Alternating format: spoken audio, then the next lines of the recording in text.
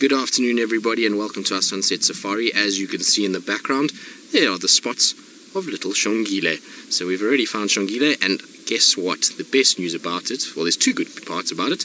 Look at the size of her belly, nice and big and full, and she's got company in the form of her brother Hosanna, who's lying over there. So I think this is the first time these two have been together in a very long time. So there's Hosanna, he's just lying in the ditch. And so the two of them are together, and they definitely must have had a kill because both bellies are massive. Now before we carry on and get into our leopards for the day, my name is Tristan, and on camera today I've got Sebastian, and remember this is a live interactive safari, which means that you can get hold of us on #SafariLive on Twitter or on the YouTube chat should you want to ask any questions. But what a way to start our afternoon, to have two leopards lounging about in close proximity to the camp. So they're just north of the camp, very close to where we were tracking leopard yesterday, and so I think that little Shongile must have made a kill yesterday, and Hosanna has come in and possibly tried to rob it, and now they're just lying together. I believe that at some stage today they were seen walking around together and lying right next to one another, so that bond between them is still not completely severed, and they still have some sort of a connection, which is really cool. So you can see Shongile, though, she's fast asleep, and I'd imagine with a belly like that, these two are not going to be moving too much today. I think they're going to be in a situation where they're probably going to spend most of the day relaxing and taking it very easy. Now the weather conditions today have changed quite a bit compared to yesterday afternoon. It's not nearly as windy as what we were seeing yesterday. It's also a little bit warmer, so that means that I'm pretty sure they're going to seek shelter in the shade for as long as possible, and they'll probably go for a drink around sunset. That's what I would imagine, but other than that I don't think we're going to see too much movement from them today. Interesting though that I believe this morning Tundi was seen at the dam, and she was moving in a northerly direction, so she seems to have also been in this general vicinity overnight. So it must have been a busy evening around the camp, and I believe a lot of you are very excited to see the cubs together. It is incredibly exciting. It's the first time that I've actually seen the two of them together since the disappearance of Kruger, which is all the way back a few months ago, so super glad that the two of them are hanging about and that are actually spending time together. It must be quite cool, and I'm hoping that we're going to see them kind of go together and groom one another and walk around together. It'll be really good, and I wonder if this isn't going to be a few days of us seeing them side by side. Certainly hope so. The nice thing is that they're deep into Vuyatela. They're right in the central part, so hypothetically we should have these two for a few days to come, which is fantastic news, and I'm certainly very glad that both of them are here. Oh, Justin, you want to know who you I think is the older one of the two? Justin, difficult to say. It's at the end of the day, you've got, you know, they were born outside of where any of us could actually see, and it's, yeah, and if they are older, it's a few minutes. It's not really too long that one is older than the other, so I'm not sure. I would maybe Hosanna, just given that he tends to be a little bit more adventurous. It'll be interesting to know. I didn't get to spend a lot of time with them when they were first tiny little cubs, so it'll be interesting to know from Brent and Jamie and James whether or not who was the most bold of the two of them. Maybe the one that was born first was a little bit more bold, but of course that's just an assumption. There's really no way to tell exactly what the situation is and who came out first, unfortunately. The only way we would know that is if we had a camera there when she gave birth, but again, like I say, we wouldn't have been there.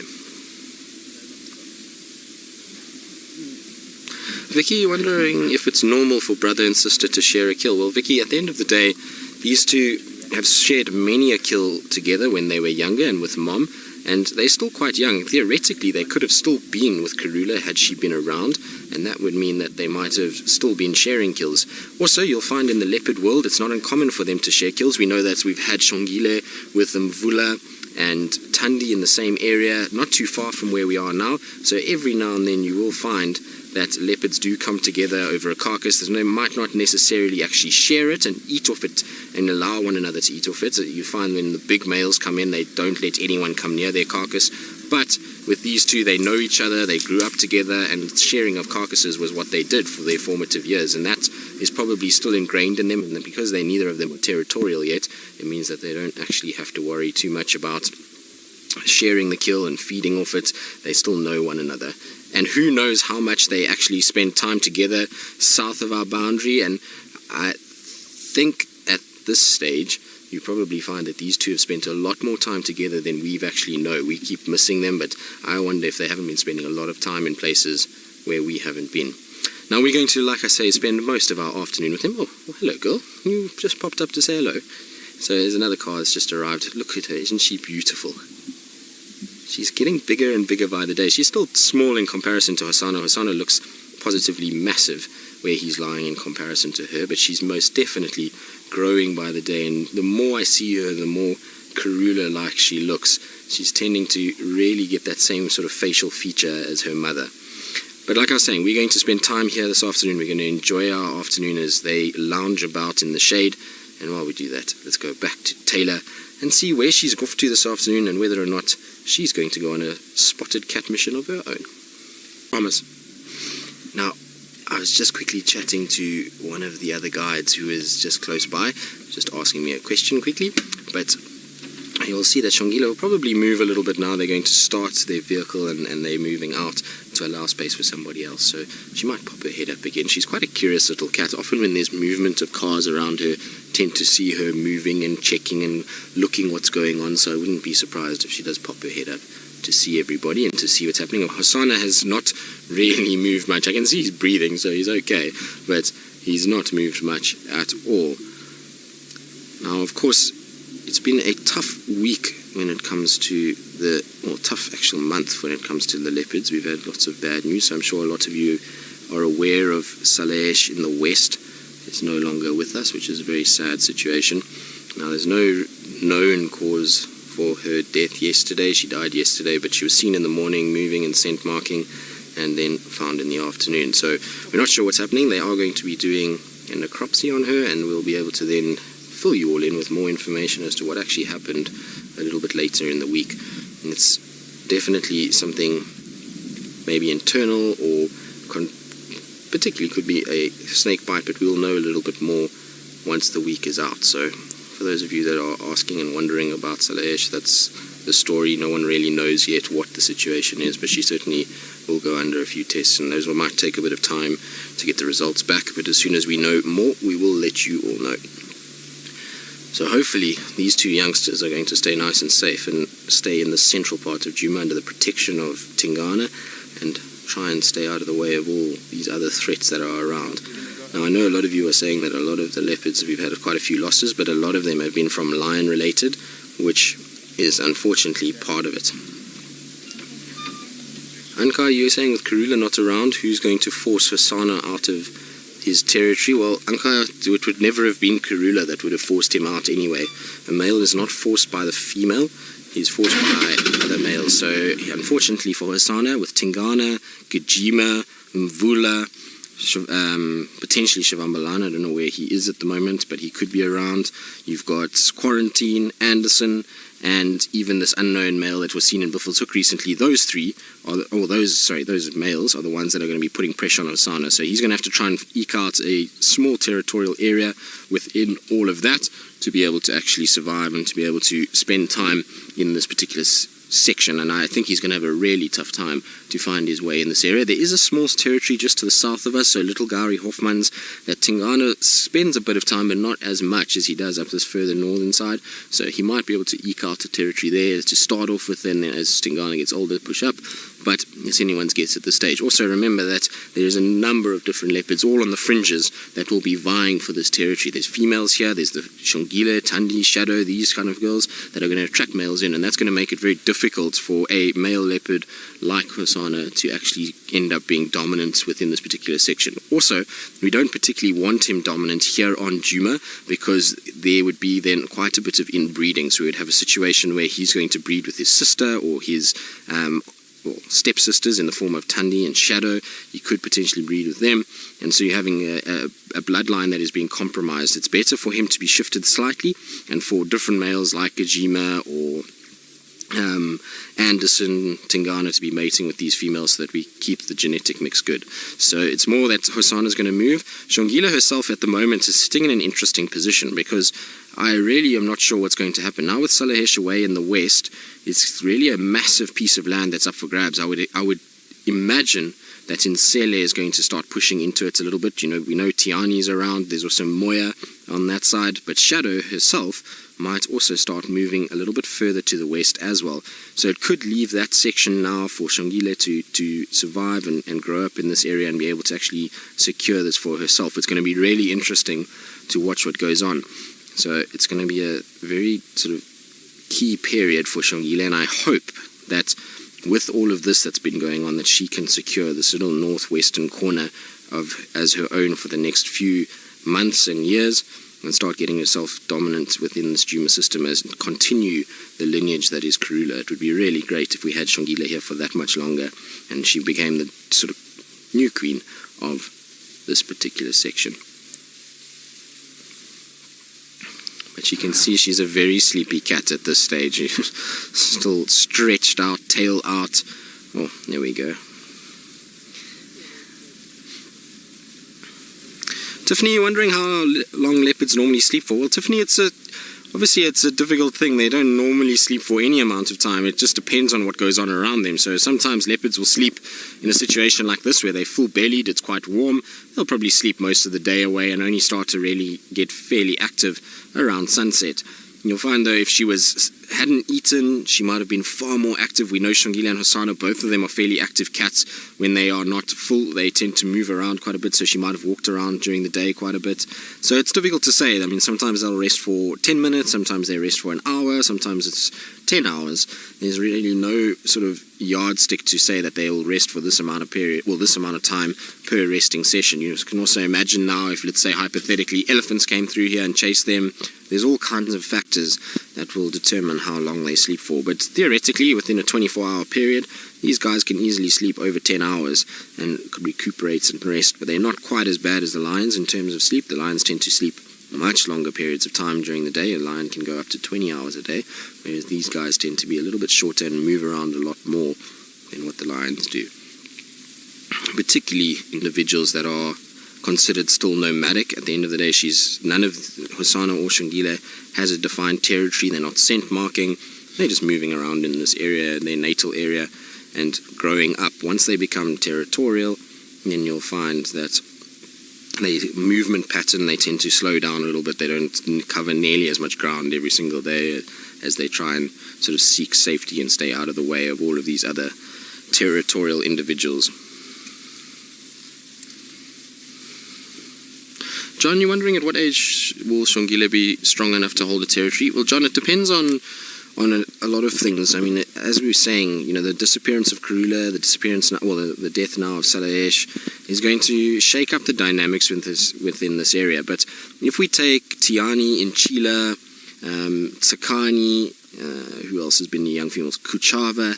These are all young females around us at the moment, and those young females, none of them have set up a defined territory just yet. None of them are actually mated and have cubs and are scent marking extensively, but they're all about 3.5 to 4 years old now, if you take a rough estimate of all of them, and yet they haven't set it up completely yet. So I would imagine that it's going to take her a little bit longer. We know her mother set up her territory and started having cubs already at 2.5, so it is possible, and if things play out the way that it could, potentially she might be able to be big and strong enough to do the same thing in this area. She might have a lucky gap now in the fact that there's these two really prominent females with massive territories that have left or have left behind these territories, that then allows for these leopards to form a small little territory, and so we might have a lot of young females with small territories, and then as time goes on they might expand those, and you'll then get a little bit more of a sort of defined distribution between them all. But it's certainly going to be very interesting to see how it goes. It's at least, as we were talking about last night, at least there are some young females in the area. Now, Alice, if you can just repeat the name there again for me, please. Sorry, there's a car right here, so I didn't hear very nicely. Deadhead Tom, you want to know how do they know when a territory is opened up or there's no longer? Well, it's quite simple. There's no longer a chemical signature left all over the place. There's no vocalizing of that particular individual. So you would have found if it was, let's say, Kruger in this area, she was scent marking extensively, she was vocalizing, and if she saw anybody or smelt anybody, she would actively pursue that and push them out. Now you don't have any of that situation, so it takes a few months. If you think of the case of Tundi. It took her about a month or two, and she started pushing and pushing and pushing more and more and more. And now we see Tundi very regularly on the dam cam around the dam. We're finding her tracks a lot in areas that she never used to come to. So it's just all about those chemical signatures, as well as then obviously the vocalizing that's no longer around. And that's how they work it out, that there's no longer a territory there. They listen and they look and they smell. And once they realize there's no sort of scent of another leopard, they then stick in that area. And that's why I'm sure Shongile is hanging around a lot here at Gallagher and just northwest of this. There's no leopard that's really actively scent marking in this area. We know that Tundi does come close to this, but she tends to be more east. She's not very, well, we haven't seen her yet anywhere to the west of Mvubu Road, or in fact Gallagher Camp is probably a more accurate description. So we haven't seen her to the west of that yet. It's not to say she hasn't, but so far we haven't seen any evidence of it, and that means that Shongile can then hide out in this section and use that sort of passage between Shadow and Tundi's territory at the moment as her own. So between Little Gowrie and all the way up to Buffelshoek boundary seems to be this linear area that Shongile is moving around in.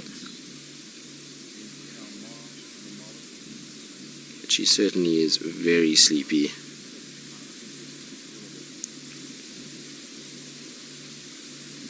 Kristen, you're wondering if instinct is going to help with Shongile learning to scent mark? Well, most certainly there will be an instinct once she starts to come into this estrus cycle and she starts to feel like her body is ready to be mated with. That's going to instinctively push her to start marking, to set out an area that she can then have her cubs and keep them safe. So that's what happens. And if you've ever had a domestic cat and they're not spayed or anything like that, you'll find domestic cats do the exact same thing. As soon as they start coming into sexual maturity, they start marking everything. They pee everywhere to try and set themselves up so that when they are mating, that if they do produce cubs, that area is secure and safe for them. So it is just a complete instinct thing.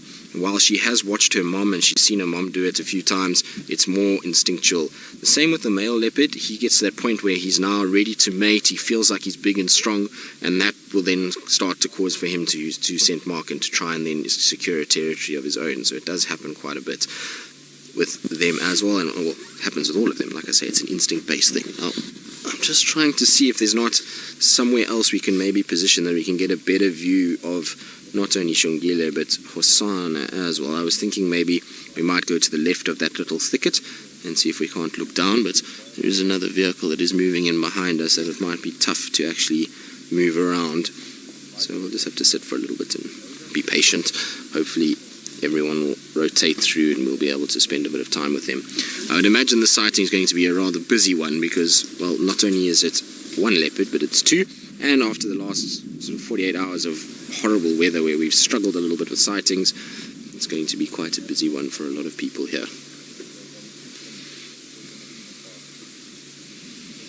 You can see Shongile is completely not fazed by all of this though.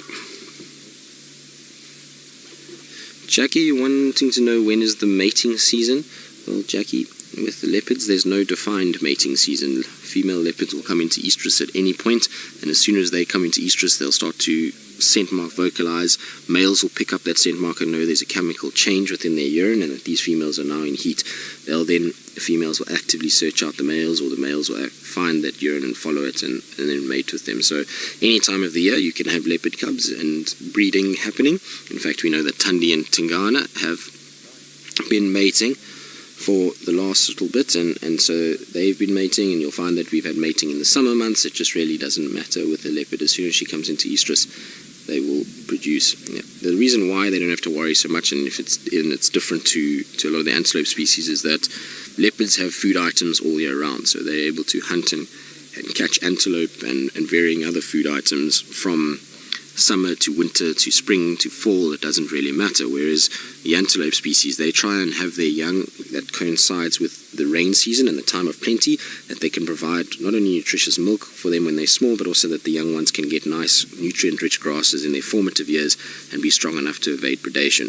With the predators, it's not the same. They don't have to worry nearly as much, and so that's why they can give birth at any time of the year.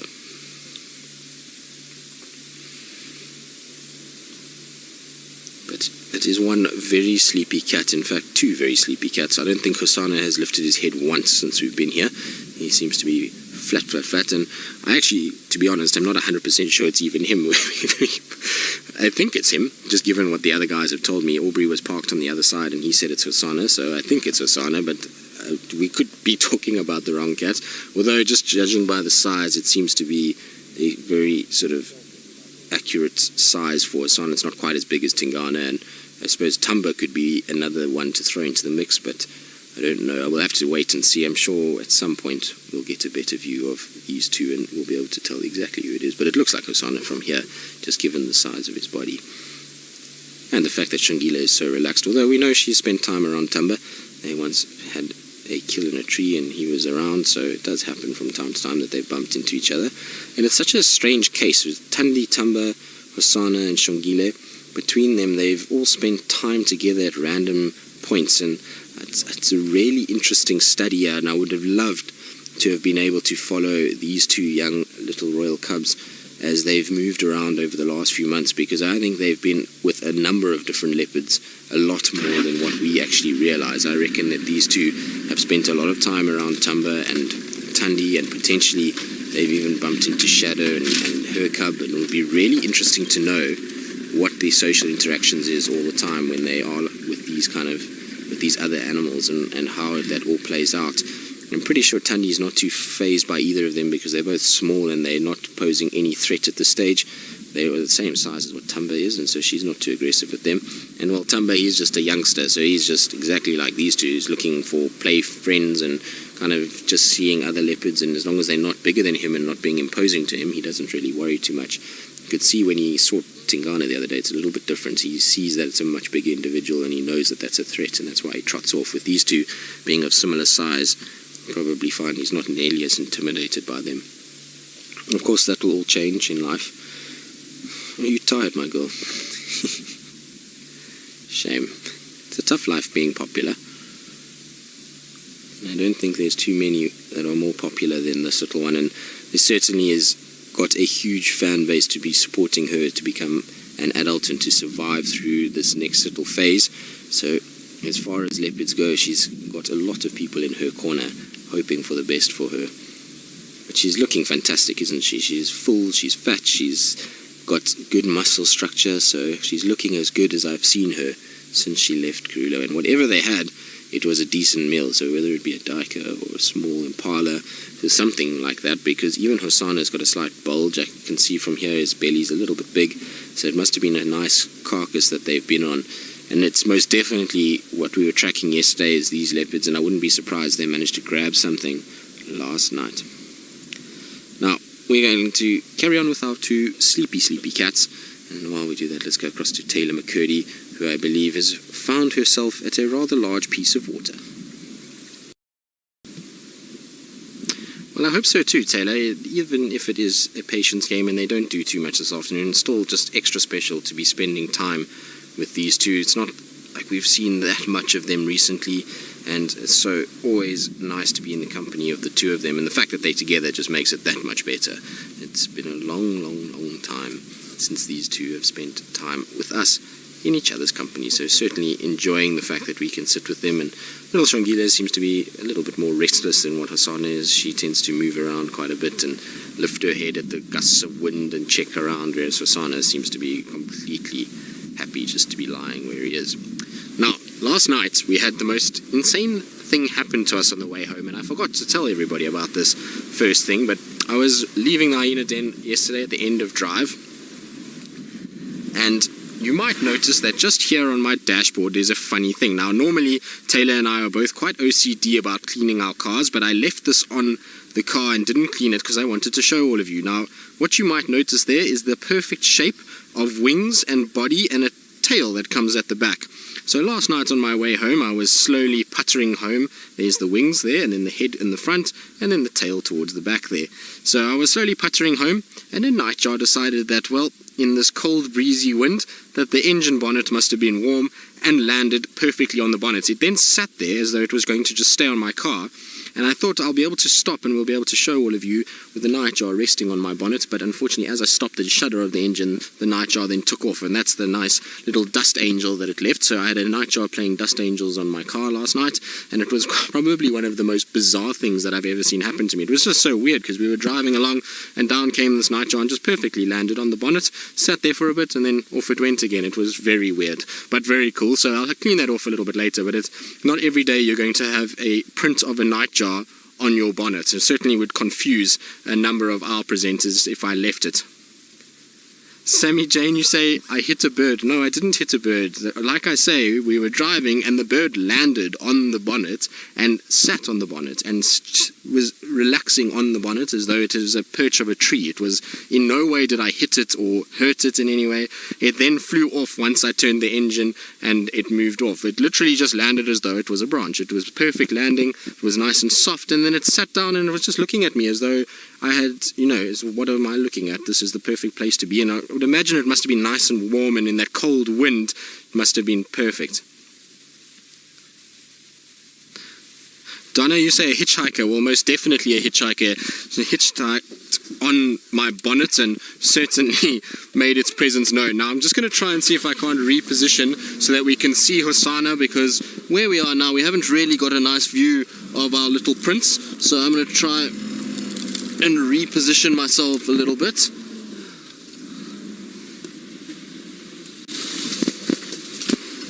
So let's see if we go back here. Let's try and see. I'm going to try and just reverse back here. It's a long way around that we're going to go because of the nature of where we are. This should be perfect to turn. So it is a very dense, very thick area, and it makes life a little bit tough. So hopefully if they do get moving, they decide to move in a more friendly section, because if they go north from here, we're going to have a bit of a problem. But for now, I don't think they're going to go too far. I'd imagine their first port of call after today, or after the afternoon, is going to be to drink and then move around. So let's just try and quickly just get around this side. So I'm hoping from here we'll get a little view down the drainage of our little prince.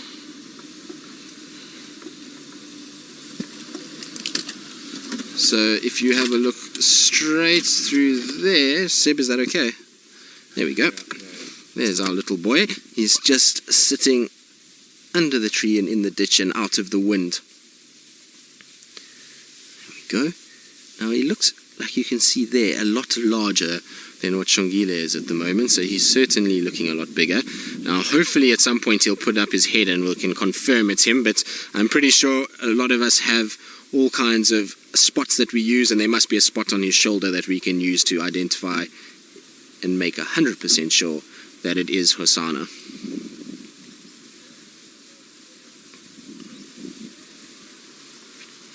But very sleepy. Shongile definitely got the lion's share of that meal, for sure. Oh, is he going to stretch and turn? Come turn. No, he didn't turn. He just went back to sleep again. But either way, like I say, Shongile got more of this meal than anybody else, because his belly is not quite as large. It's still full, but not nearly as large as what Shongile's is. So I'd imagine, in my mind, it must have been something like a deka or something like that. That's what I would imagine they fed on. But that is one very sleepy cat.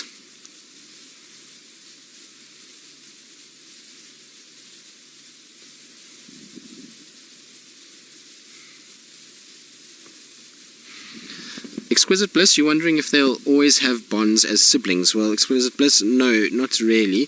So you'll find that as soon as they become older and they become sexually mature, then you'll find that Hosanna will try and mate with Shongile. Even though it's his sister, the instinct to mate far outweighs that bond that they had. And remember that they'll probably be apart for quite some time before he would be able to mate with her anyway. So it can happen that he ends up mating with his sister. It's not something that is unheard of. but certainly they won't have this bond like they do now, where they're very tolerant of one another. You'll find that she'll become a lot more irritable with his presence, other than when she's in heat. If she's in heat, obviously she'll be quite happy that he's around. If she's not in heat, then she's going to be pretty sort of irritable with the male being around. She'll probably try and depart the scene as quick as possible, unless obviously there's a carcass and she sits around and waits for food to come. But other than that, she's going to probably be fairly intolerant of him as she gets older, and the same with him. He's not going to really want this female following him around as he becomes a territorial male, and the chances of him staying anywhere near where Shongile is, like I said earlier, very slim, given the number of males that we have in this particular area. It seems as though we almost have more males than females at the moment, which is not as ideal as we would like. I'm just trying to see Seb. I think we might have a better gap if I... no, there's a big stump there. I thought we would have a gap to be able to move slightly where we could have actually seen both of them, but there's a massive stump and a ditch, so we're not going to be able to go that way, I don't think.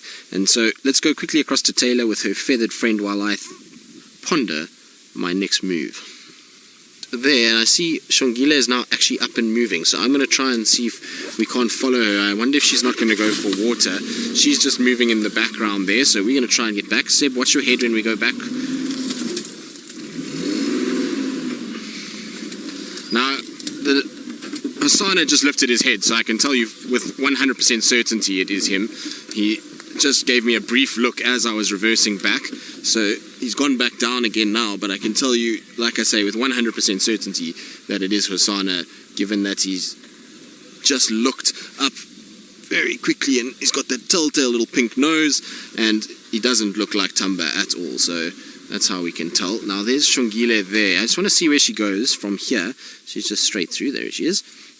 What are you doing? You're rubbing yourself all over grass. See, she's sniffing around there. I wonder if there wasn't something that was in that area. Oh, have you decided that's where you want to lie instead? Okay, there's Hasana's now gotten up as well. I wonder if he's not going to move towards where she is. Sorry, Seb. I know we're moving you from pillar to post at the moment, but there's our little prince. He's now resting right there, and you can see straight away that it's him once his head is up and he looks around. There we go. And he's looking good as well. He's looking as good as I've seen him look since he's left Mom. Are you going to get up for us as well? Oh, big stretch. There we go. Now he's going towards where Shongile is. Look how he's stalking towards her. I wonder if they're going to have a little bit of a playing session now. See, look at his focus. Look how he's watching. Still a bit of youthful exuberance in amongst these two. There he goes, around the bush. Lying flat. You're being naughty, little one. These two are awesome together. I forgot how much I miss seeing the two of them as as youngsters playing around and moving around together. Certainly going to try and see if I can't just squeeze Rusty through here. Now, Rusty, you need to just make yourself look skinny. Deep breath, Rusty. Okay, just careful. Seb, on both sides, sharp thorns. Oh. Been impaled by a knob thorn this week as well. Now, let's make sure that my earpiece cable is not going to get ripped. So let's get rid of that quickly. So we're just stuck on a few thorns at the moment, so I'm just trying to get myself undone at this stage. We're almost done there. We're good? Okay. Now Rusty doesn't want to move over the branch. Come on, Rusty. So I believe that's on. Okay, we should be able to get through. There we go. Sorry, Seb. We managed to just squeeze through, so now that we're through on this side, we'll be able to see the two of them. There we go. Okay, there we go. So we're through now. Now you can just see Hasana's stopped. I thought he was going to come out a little bit more, but he stayed where he is. There's Shongile, and Hasana's just on the left-hand side.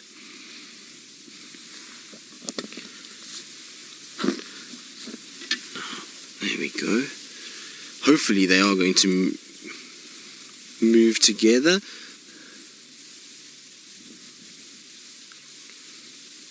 So there's Hasana just behind the tree at the moment. Come lie with your sister. We want to see the two of you together. You can see though, as soon as she moved, he moved as well. So that's the situation, is typical with males. Often when the females move, the males will follow. Even as they get older in life, it will be the same situation. If they're together, you'll find that as soon as a female makes a move, a male decides to follow with them. Now I can hear some squirrels alarm calling in the distance. I wonder if it's not beyond the realms of possibility. Both of them have been looking in that area at those squirrels.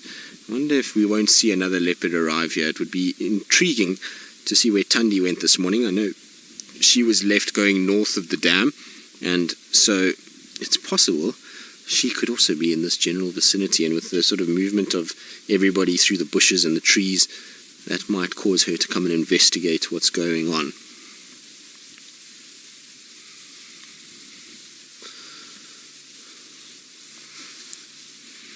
You can see they're very alert as to what's going on. Hasana's also looking around a little bit, and like I say, I'm just hoping he comes out a little further than where he is now, and we'll get a much better view of him.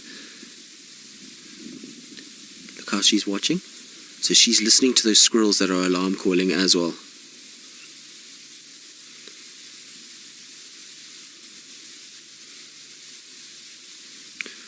Deadhead Tom, you're wondering if I get the feeling that Shongile and Hasana don't like to be alone. I think so. I think they're young individuals, and they, they don't, I don't know if they know what's happened to their mother. Their mother's just obviously disappeared, and so for them, it's a situation where they might crave the sort of companionship of an older leopard, and that's why we keep seeing them with so many different older leopards. We've seen them, like I say, with Thandi, and even with Tumba to a degree. He's not older, but it's another leopard. So it might be that. They also seem to spend a lot of time around each other. I've heard on Little Gari that they seem to be, the tracks go there a lot, and so I would imagine they spend time together. So yeah, I think they're still not completely territorially dominant, and so that means that they still crave each other's company. They're still young at the end of the day, and neither of them are even, they're a year and a half old at this stage, which means that time is still on their side, and they still kind of have that youthful exuberance. What are you doing, Shongile? Almost like burrowing herself into the ground there.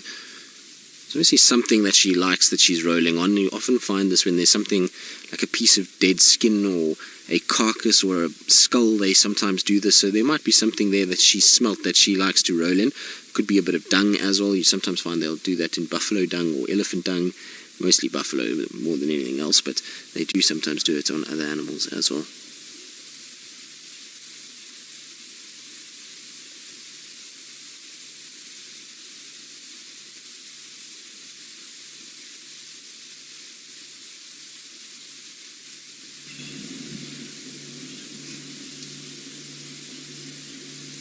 Kat, you're wondering if it's normal to lose so many leopards lately? Well, Kat, a number of the leopards... Okay, so we know Kruger just vanished. We don't have any idea what happened to her.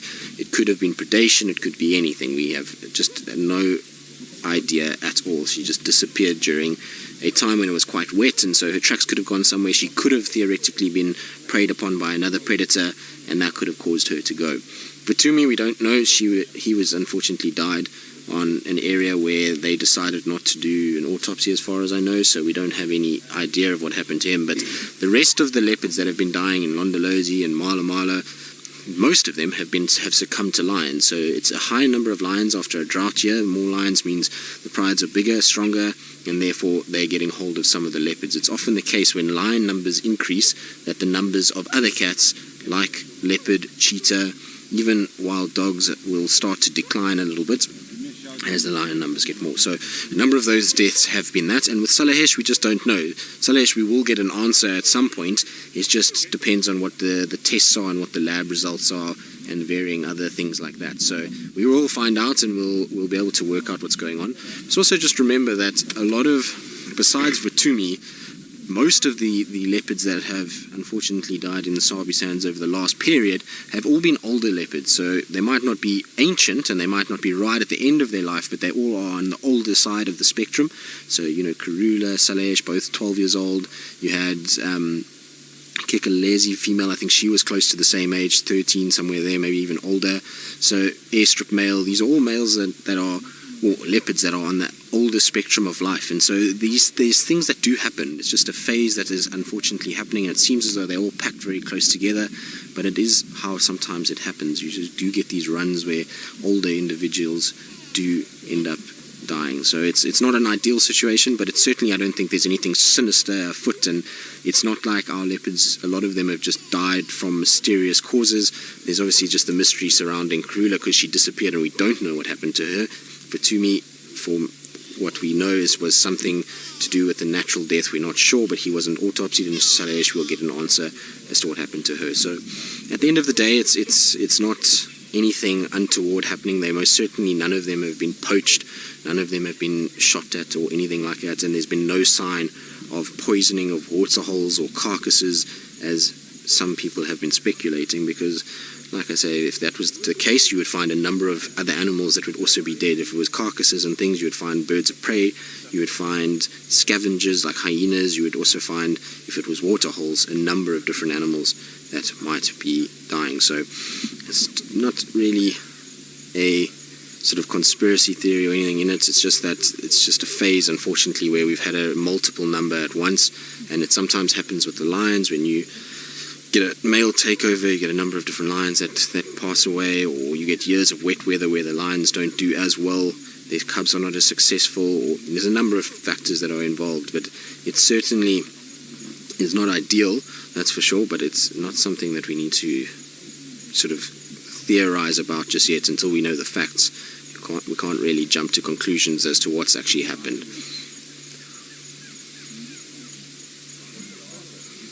Aaron, you want to know how often leopards die from choking on something they're eating? Aaron, I honestly have no idea. I've never heard of a leopard dying from choking.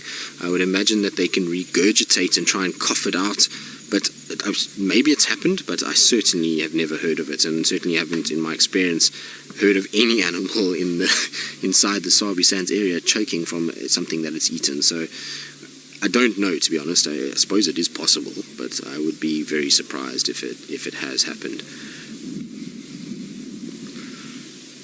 At the end of the day, we also, leopards, there is mortality in them, and sometimes we get very attached to these animals, and it's a natural system, and things happen. In the case of Salesh and even Karula, they might have had, according to the books, a few years left in them, but they also might have had an underlying condition. There could be a situation where they had some sort of a fallout of a tree that caused a bit of an internal injury that nobody can see from the outside, and that's what's caused it. Or there could be snake bites, there's so many different factors out here, and it's, like I say, when the older they get, the more susceptible they are to, and more prone they are to falling prey or falling foul of some sort of injury or something like that. So we'll just have to wait and see, like I say, with Salesh, what happened to her, and then go from there. But I think, unfortunately, with Karula, we're never really going to know what the story was. It's now the time that is framed, that is past, would indicate that if was preyed upon, the chances of us finding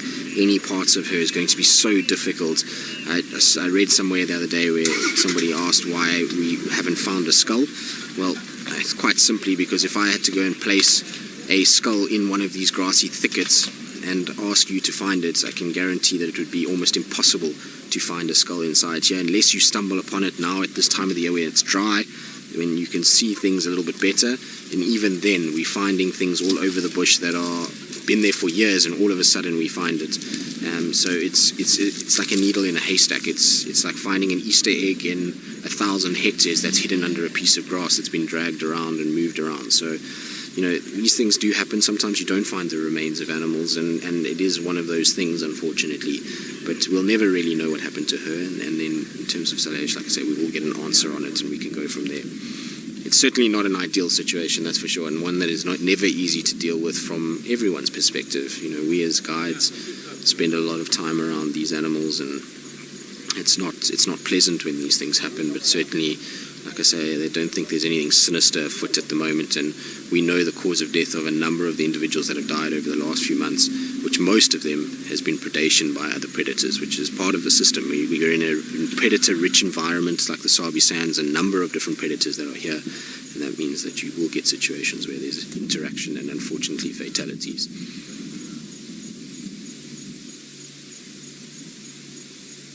Seems as though little Shongile is still very alert. Hosana's gone back to sleep. He's not interested, and so until Shongile decides to move, I don't think Hosana is going to be too active. You can see just a white paw behind the bushes over there.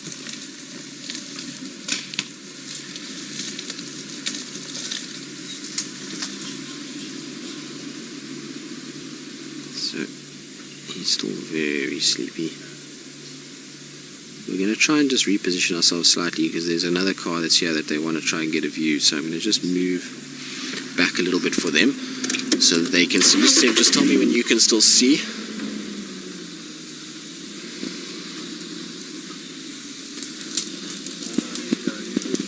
Good. Cool. I just want to give a little bit of room for these guys to be able to see. So there we go.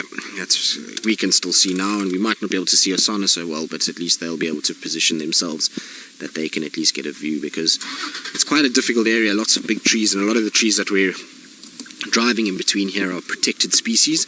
They're species of trees that you don't want to drive over, and so the guys are having a little bit of a tougher time getting through. Also, most of the others drive much bigger cars than we do, so it makes life a lot harder in that regard, and they really kind of struggle to get their cruisers through these thickets. So where we can help them, we will try. We certainly fit in spaces that they can't. There we go. But isn't she beautiful? Look at those eyes. She's got such beautiful coloured eyes. They're honey coloured. Charlie, you say that Shongile has always been the most alert one of the two. Well, I suppose that is true. I honestly didn't spend enough time with them when they were together with Mom. It's probably one of the saddest parts of when I joined Safari Live, is that it kind of all changed as I got here. I would have loved to have spent time with the two of them, with Kruger, and just seen these little nuances that they had between the two of them. And I suppose her being smaller and being a little sort of petite, she's got to be a little more careful about what goes on. So she probably has learned from her mom that being aware of the situation and watching what's going on is always an important part of surviving. So if she keeps that up and she keeps being alert, it's going to be good for her. Annabella, who's a new viewer, welcome Annabella to Safari Live. You want to know that their gender influences their lifespan. Well, Annabella, to a degree, yes. You'll find that females, because of the way things go, don't necessarily fight and go after each other as much as what you would see from males. Males tend to be very defensive of territories, and there's constantly new males that are pushing in and younger males trying to overthrow older males, and there tends to be a lot more fighting amongst them, which means that they're left with scars and bruises and get battered as their life goes on, whereas the females tend to be far more sort of patient and move around and try and avoid conflict a lot more, because generally they have cubs or are trying to produce cubs, and the risk of getting killed is far outweighs that of, trying to tackle someone. They'd rather have cubs and stay safe. So you'll find a situation where females generally live sort of between 14 and 16 years. That would be a average lifespan, and that's why Kruger and Salehesh is a bit of a shock to a lot of people, is because they're still a little bit short of that, whereas the males generally between sort of 12 and 14 is when they live too. So it's obviously an average, and there's different circumstances for all leopards, but that's the kind of average lifespans with here in the Sabi Sands. And that's given that they become territorial animals. There's a lot of fatalities in the youthful years, so anything under a year old we tend to find quite a high mortality rate. Once they get over a year, it starts to get less and less, and then they start to live these average lifespans until they get a little bit older. Right, well, Shongile's taking it very easy. Hosana's still taking it easy, and we do have a lovely view of her. She's being so much more obliging than her brother is at the moment. Her brother's sitting behind the thicket still and hasn't come out. She, of course, is lying nicely out in the open. But interestingly, we've got bushbuck alarming just to the south of us. And I wonder, like I said just now, we had squirrels alarm calling, now bushbuck alarm calling. If there isn't another leopard that's lurking here, wouldn't it be quite something if we didn't have just these two, but we had the other two arrive in the form of Tundi and Tumba as well? That would certainly make for quite some sighting. But look at her, she's a very pretty cat. She's so serious for her age. She always has this very serious look about her. What are you watching? I can hear now Franklin's also alarm calling behind us. Look, you can see she's now looking in the direction of the Franklins as well. I wonder what's going on. Maybe, just maybe, we might see another leopard arrive. It wouldn't be for the first time this week that we've had a unexpected intruder get into this area. We had that sighting with Tumba and Tingana, so you never know. And if there's been a sign of a carcass, there might be a bit of a smell around or something like that, and then potentially she's picked it up, or one of them have picked it up and come and looked. We also can't write off Tingana. He moves around quite a bit, so he could also be in this vicinity. But certainly there's somebody else causing a disturbance, and it's not these two. The sound of the bushbuck alarm calling and the Franklins is quite far from where we are. It's south of us towards the camp itself, so it's definitely a different animal making a disturbance there. But she is so beautiful. She's looking more and more regal as the days are going. Murray, you say it looks so much like her mom. It's incredible actually how much she does look like her mom. And as the days go by, it seems as though she just gets more and more similar. As she's bulking out a little bit, she's starting to get in that same look about her. It really is quite eerie, the resemblance. It's amazing sometimes when you can see a resemblance of cats between mom and its daughter. It really is an incredible thing. So super glad that she does look like Karula, because it will just be a good reminder for all of us as time goes on that she is still around. And like I say, I really hope that she's going to be the dominant female in this northern parts of Djuma. It will be amazing if we have her for many years to come and she becomes that individual that spends all her time here.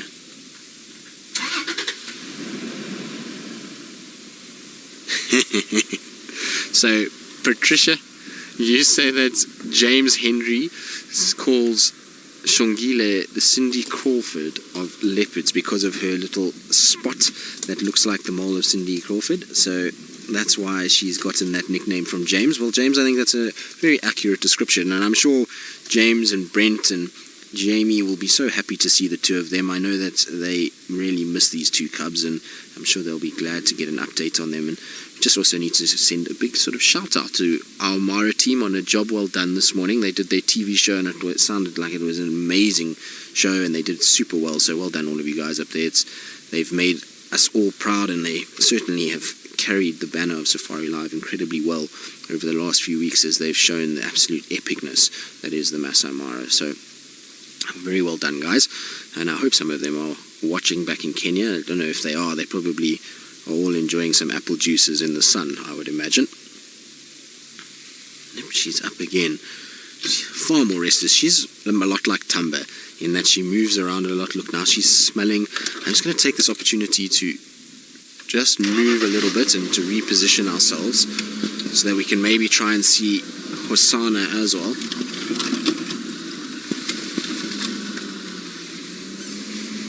Because Hosanna is just off to the left, and if I can creep in here, then we might be able to see not only her, but the little brother as well. Or bigger brother, should we say. He's, of course, fast asleep at the moment. He's not really too fazed by what's going on. There we go. So there she is, sitting. What's wrong, girl? And there's Hosanna. Is she going to go lie with him? This will be so cool if the two of them go rub up against one another. There we go, look. Come on. There we go.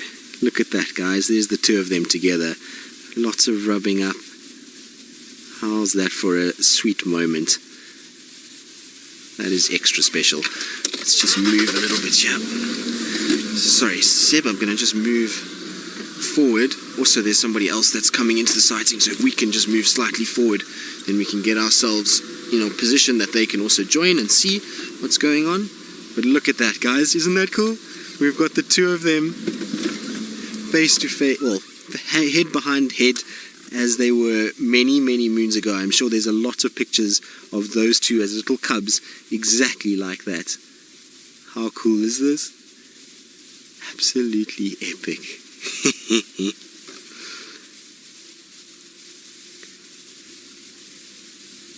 Now, one leopard is special, two leopards is even better, but the two royal cubs is the best way to spend a cat day. So hopefully you're all enjoying it as much as what we are, because it is seriously special to have the two of them sitting like this. These times that we're going to share like this are going to get less and less as time goes on, and so it really is amazing. Brenda, you say happiness, and well, Brenda, your word happiness is, I think, the perfect time to do a one-word tweet as to what this makes you guys feel. The two leopards, two royal cubs back together again for the first time for a long time that we've seen. So, one-word tweet, how does this sighting make you feel? Hashtag Safari Live on Twitter.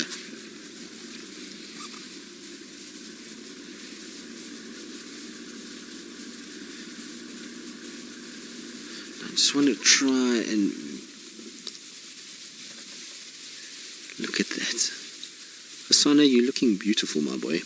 Still not a mark on the face. Now, I know a lot of you at one stage said that Hosanna was attacked by Tingana. Well, there certainly was no evidence of Tingana being in any way making contact with Hosanna. There's not a single scar on that face anywhere, and when leopards fight, they generally will fight facing one another so that they can protect themselves, and if there's no scars on him, I doubt Tingana ever made contact with Hosanna. I think it was more a case that he was just vocal towards Hosanna and asserted himself as the dominant male, so certainly no issue, I don't think. Oh, look at that on his back. Guys, how cool is this? The serious daughter and, well, serious sister and the playful brother at this stage. Hosanna, what are you doing?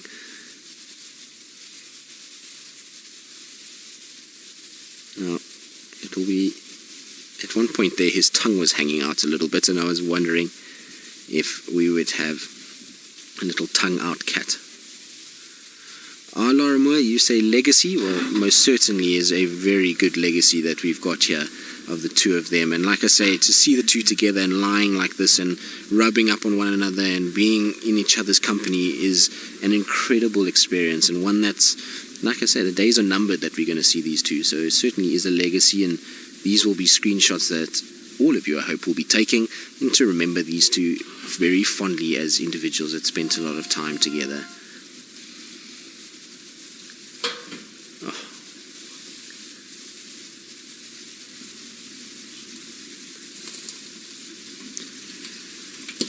Ladybugs and daisies, you say warm and fuzzy.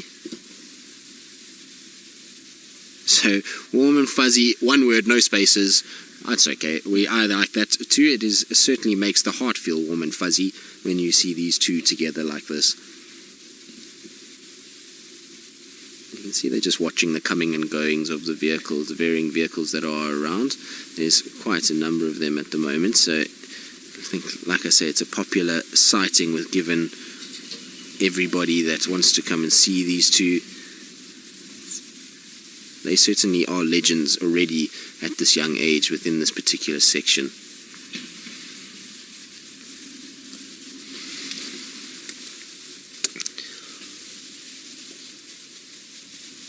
Listen to it. Look at how she listens and picks up everything around her. Linda, you say nostalgic.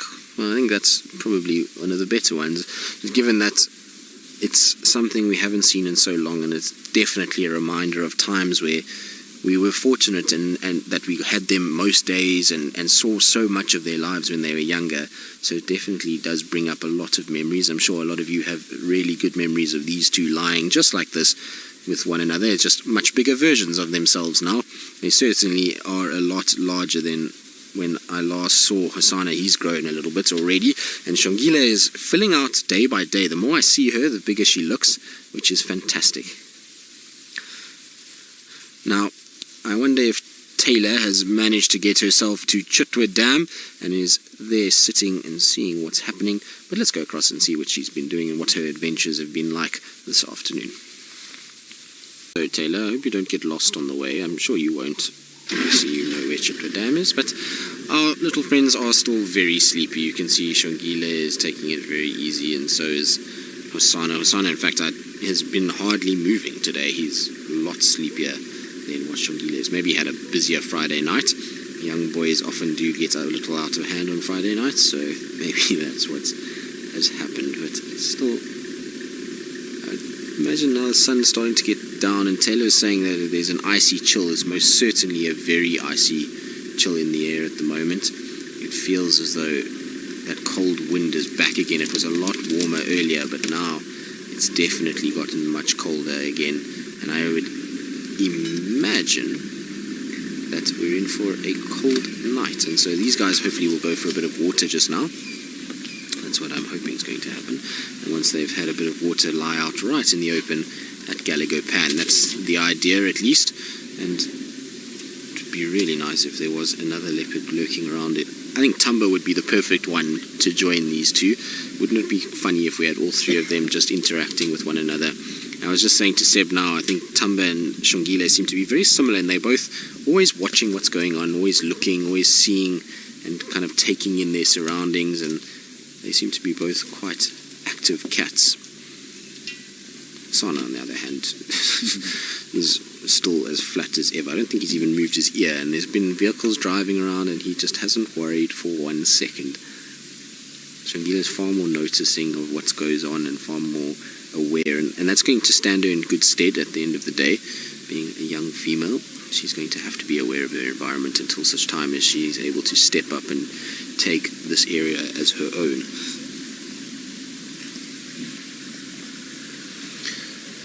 Now, we were talking about leopards and what the dynamics are going to be over the next little bit, and like I said, it's anyone's guess as to what happens, but I was thinking, we've lost these two females that are prominent females in this area. We know that Thandi and Shadow are a little bit older as well, and it seems as though they kind of had this thought that there was not really too many young leopards around. There certainly isn't any leopards that are 5, 6, 7 years old that are kind of actively territorial at the moment, so I was feeling a bit down about everything, and then I started to actually think of the number of young female leopards that we have in this area and how spoiled we actually are, because we can't forget that we've got Inchila, we've got Tiani, we've got Kuchava, Shongile, there's still Inkanyeni, there's still Thandi Shadow. Shadow's little cub is a female, so there's Ingrid Dam's cub, Ingrid Dam herself, there's Moya. Moya's got a young female cub as well, so there's, at the end of the day, no shortage of females around. Now it's just hopefully that all of those youngsters manage to get themselves a territory and end up being dominant within this section. It will really be good if we can have lots of females with small territories to start, and then as things happen that they start to expand their territories outwards. But there certainly is a lot of leopards around, and it's not all gloom and despair, that's for sure. I was, like I say, a bit worried when I thought about it, and then actually when you start to remember just how many young females there are, we still have a very healthy population at this stage.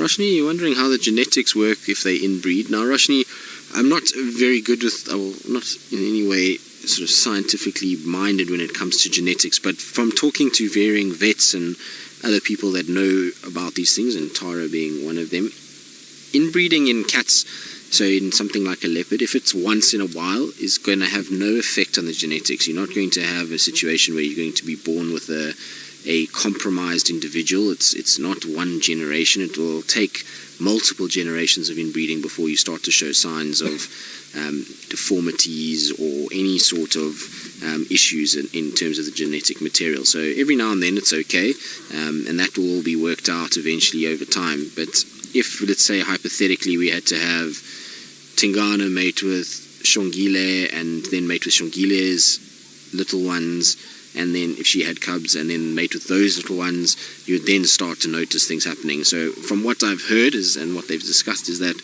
between sort of 3 and 4 generations of inbreeding in a row would then start to show symptoms of inbreeding. But if just one generation is not too much of an issue, and they'll actually be okay. So genetically, even if we had a situation where, let's say, quarantine became dominant here and mated with Shongile, it's not going to be the end of the world. They certainly won't find that those cubs will be too bad. There will still be enough genetic variety in them that they'll survive. It's just multiple years in a row that you get issues, or multiple matings in a row that issues will arise.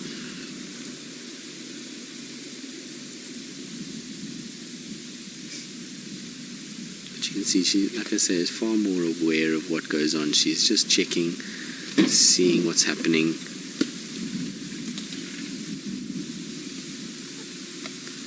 That sun is getting to the perfect height in the sky where they might start to wake and start to move a little bit towards that waterhole before it gets too dark. Now, Raiza, you say looking out for her brother Hosanna. Well, the way that he's sleeping, it's needed, because he almost looks as though he's completely comatose. I suppose he had too much at the buffet and is now flat and full, and is not actually moving too much at all. So somebody's going to have to look out for him, given that he is taking it as easy as he is currently.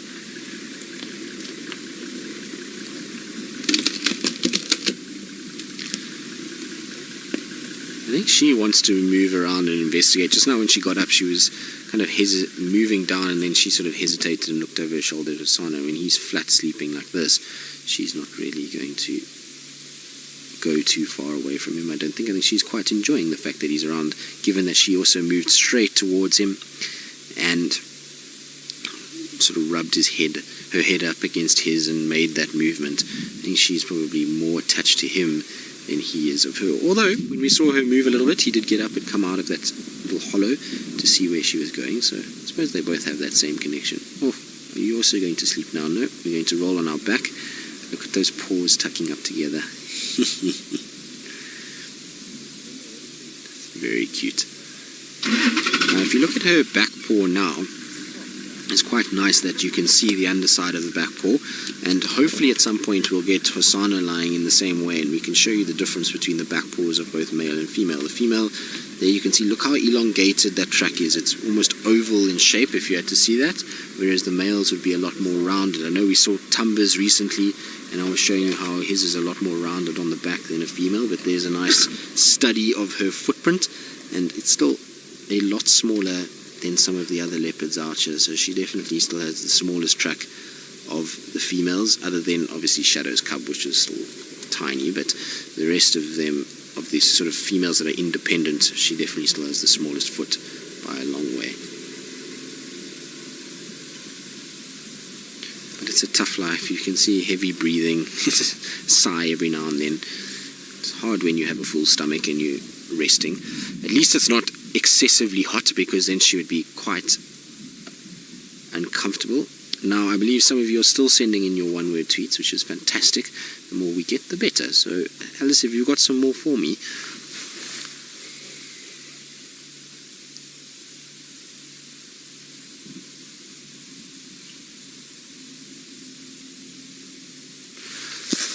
So, me and USA, you say awe-inspiring. It is. It's very cool to see. Like I say, to have the two of them together again is not something I thought we would see. You know, at the end of the day, maybe brief glimpses of them passing by, but to lie together in that close proximity and rest together and spend the whole afternoon with them like this is certainly not what I would have expected today. So it is quite awe-inspiring, and I'm certainly very, very glad that we've managed to see the two of them together. Now, like I say, if only they would get up in this golden light and move towards that pan and have a drink in the golden light, it would certainly make for a very special afternoon. Even if they don't, I'm still going to be thrilled that we've got to see them, that's for sure.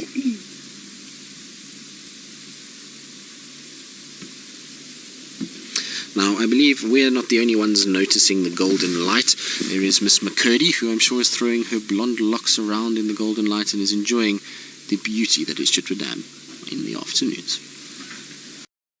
Bush, but there is a few little clouds that have some coloration in them, and some of the trees fluttering in the breeze. So that's where we are there, and our two leopards still fast asleep underneath all of that. I suppose it's that kind of weather and that kind of day where everybody's just trying to curl up and hide away from this horrible cold wind, and if you've got a big full tummy like these two have, it is the perfect place to have a nice rest. It must be much better in this thicket behind some of this brush.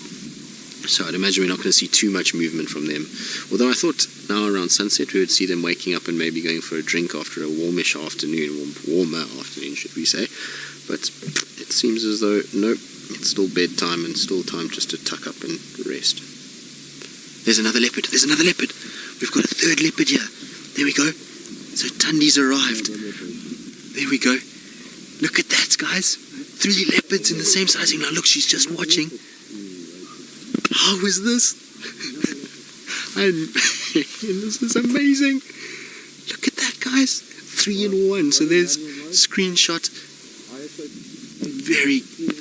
Oh, that's so awesome. And look, Tundi's just watching them. She's not at all too fussed at this stage. She's just like, who are these two lying in this area? And what are they doing here? Now, Hosana and Shongile have not seen her at all. And the fact that there's 2 of them might make Tundi a little bit more aware of what's going on. She certainly is just sitting and watching. Isn't this ridiculous? Oh, this is absolutely amazing. Now, I said earlier that there was bushbuck alarm calling and squirrels alarm calling and maybe Tundi would arrive, and well, we've absolutely nailed it, so this is so cool. What are the chances of her arriving straight to where we are now and us to be in the position that we're in where we can get all 3 of them in the same frame? But she's not really sure what to do, I don't think. She's unsure about the fact that there's 2 of them. I think if it was just 1, she would probably be far more likely to approach. But look, she's just watching, she's just trying to see what is going on here. Tundi, are you confused, girl? And 3 of my favorite leopards in one sighting is just so cool. Now, if Tumba shows up, where I might have died and gone into leopard heaven if Tumba shows up. Certainly will have. But look, she's just watching Shongile moving.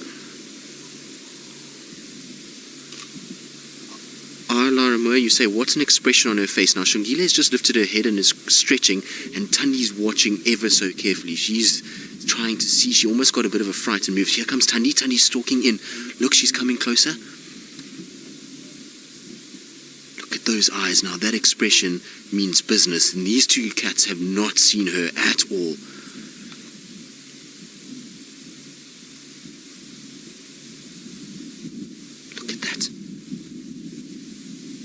Hopefully one of the cats will pick up.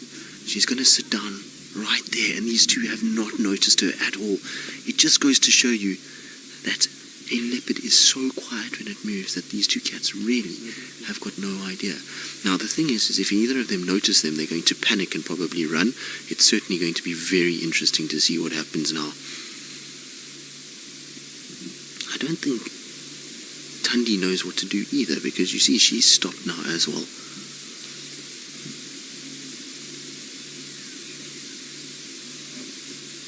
This is ridiculous. What are the chances? Tony, you say how exciting, what on earth is going to happen? Look, you see Shongile just moved and Tundi goes lower just to lie down and see what's going on. She's now noticed, I think, that there's a second leopard, that there's not just one, and she's now a lot more aware of what's going on. Look, she's staring at Shongile. This is crazy. How cool is this?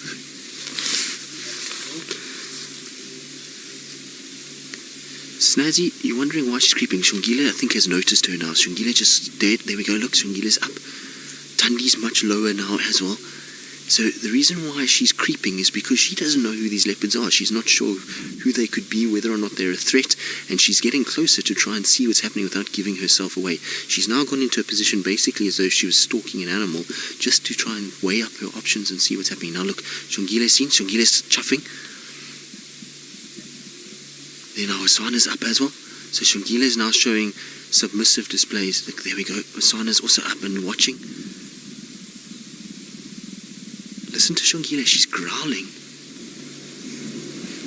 There comes the... There you see. fighting with one another. This is unfortunately what does happen. Hosana's out, but they both are going at each other properly. Now, there we go. It's difficult to see what's going on, but Thandi is definitely the one that is standing at this stage. Now, Shongile is playing submissive. She's on her back, she's growling and she's hissing. And this is unfortunately what was going to happen with Shongile. We've been talking about the fact that there's been territorial females around and that she has to be careful. Now, I don't want to move too much. I just want to let them sort themselves out. I don't know where Hosana's gone. Hosana ran off. I'm not sure where he is. But this is absolutely crazy. We're going to try and see if I can't just get through to see what's going on, because there is a ditch in front of me and a few stumps. Hopefully this is not anything too serious and that Shongile is okay. She doesn't look like she's got any sort of sign of... Can you see Hosana? No, there they go again.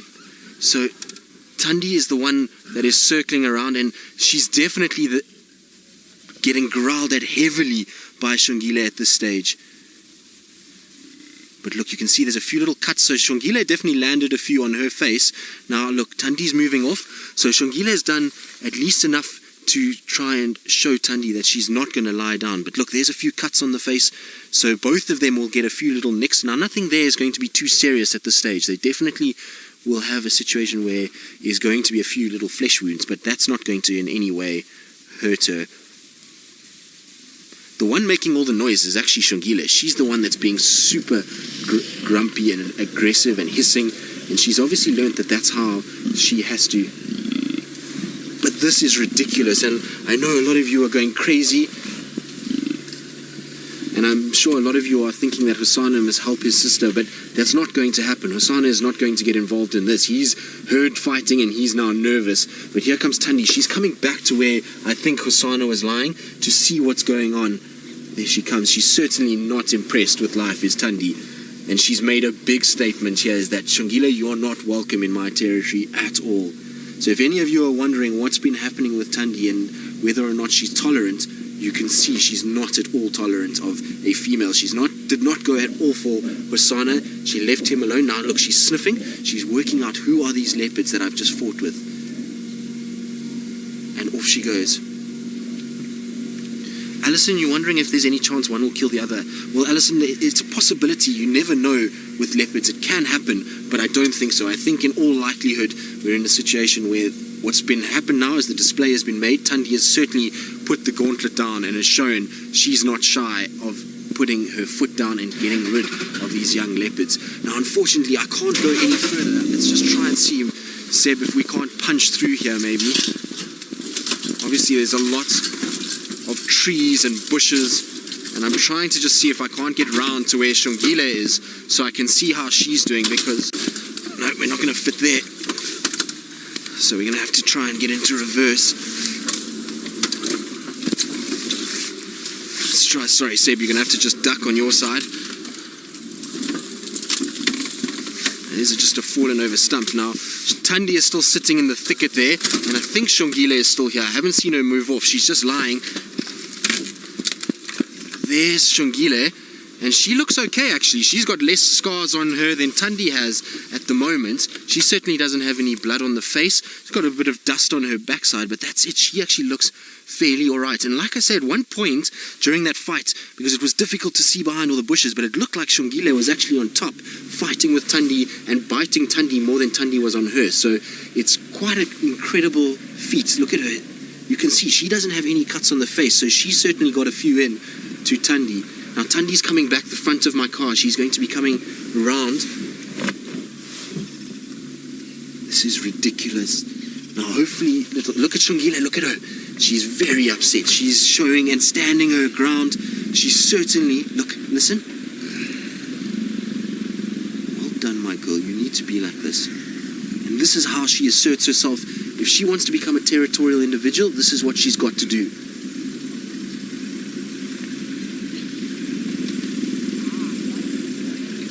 It's at a time like this that she needs her mother's fight and her mother's attitude to sort this out. Now, here's Hosana is actually the one in front. Here comes Thandi behind, who's salivating. So she's growling at Hosana at the moment, but Hosana's the one that's right next to me, and here comes Thandi behind Hosana. And I wonder if Hosana's not going to get a little smack on the backside as well, because he's right in front, and now he's growling at Thandi as well. So Thandi's being growled at by both the cubs. So if you were wondering what Hosana's stance is here, he's definitely put himself between Shongile and he's growling at her.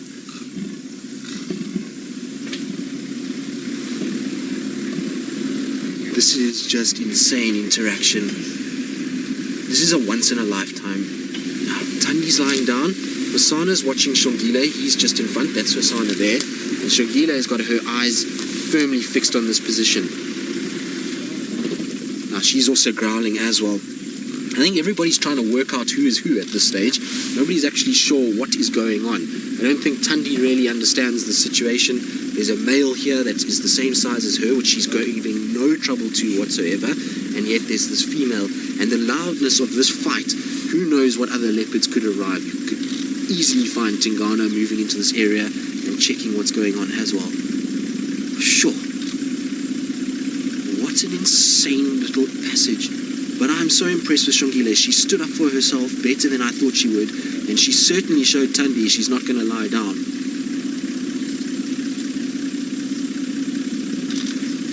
So Fari, you're saying maybe she thought Hosana and Shongile were a mating pair. Well, undoubtedly I think that's what she thought.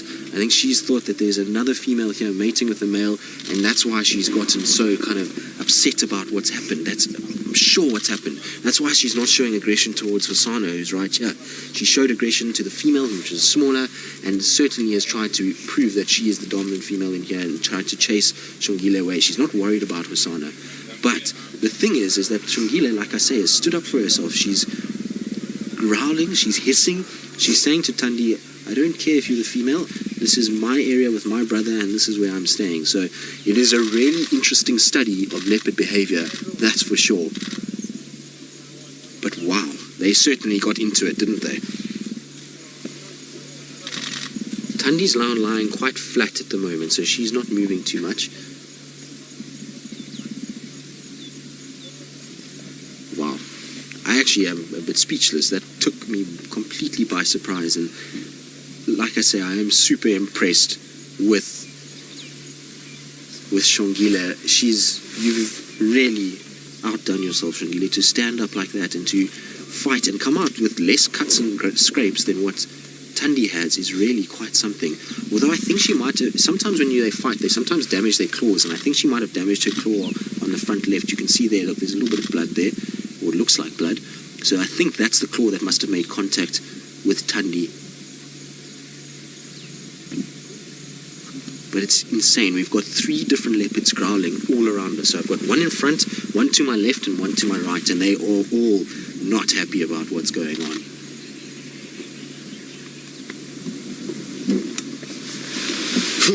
Like I say, guys, I actually don't even know what to tell you.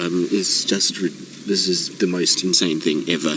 Watching leopards in this kind of situation is just crazy, and who knows what's going to happen and how this is going to play out. At the end of the day, it's a female with another female and a male in amongst it, but the way that Hosana has positioned himself now, little Shongile at least has a barrier from where Thandi is, and Thandi's lying down and she's just growling, but it looks like Shongile doesn't want to give up, because Shongile has been left alone basically. There's Hosana, you can just see his spots in front of me. But Shongile has been left by Thandi and she didn't run. So Shongile has made it very clear that she's not running away. She's staying right here. Whereas Thandi, you can see, is a bit confused by all of this. She's not sure what's going on. And at the end of the day, a leopard female that doesn't run away from her and stays and growls and hisses is completely sort of throwing down the gauntlet. But here she goes. Now she's going towards Hosana. Hosana's right in front. Now is she going to attack him? Just going to... Shongile is not happy about Thandi coming closer. Now you see Thandi's response to Hosana is very different. You see she's in the submissive pose now. She's down, head down. There comes Hosana. Hosana's coming out towards Shongile, which is good news. Hosana, you just go lie with your sister and look after her.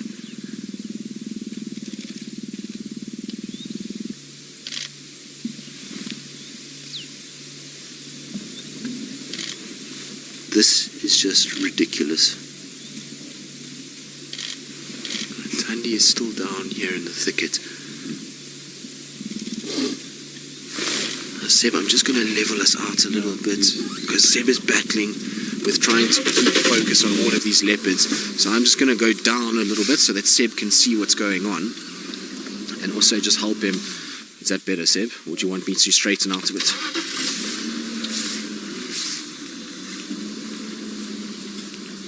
So there we go. That's going to hopefully help Seb a little bit. But there's Shongile. So you can see Shongile, Hosana, and then Tandi to my left. So they're all in a kind of line at the moment. And certainly Hosana, I think, is also unsure as to how to deal with this problem. He's probably never seen his sister this upset. And she's upset even with him. She's even growling at him at the moment because I don't think she knows what's going on either.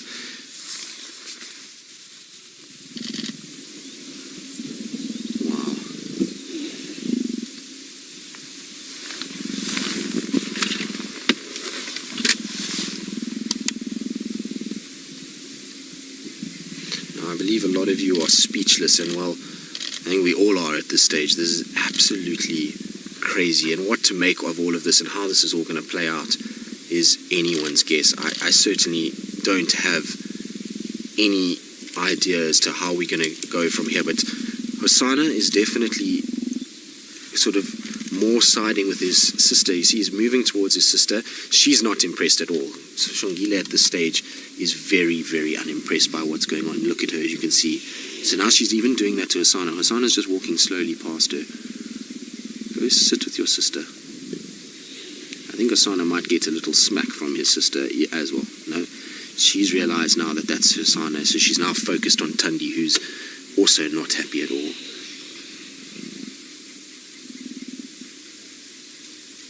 Look at Hosana's now phlegm and grimacing. He's smelling where that fight took place.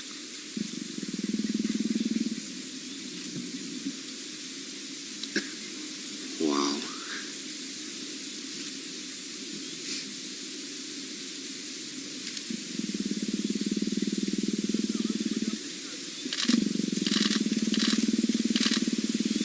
I don't think this is going to end anytime soon either. Philip, you're wondering what sensors they use to ID each other. Well, most certainly the main sense that they're going to use is going to be, in this situation when they're so close, is eyesight, but there will also be sense of smell. You could see how Hosana had his nose down sniffing, so he sniffed and then he curled his lips back and had his phlegm and grimace. Now you see, look, he's still sniffing, so he's trying to work out who are these individuals that are fighting and which one is my sister, which one is, you know, an intruder, and so that's what they're using. But eyesight at this stage will be probably the biggest sense that they're using.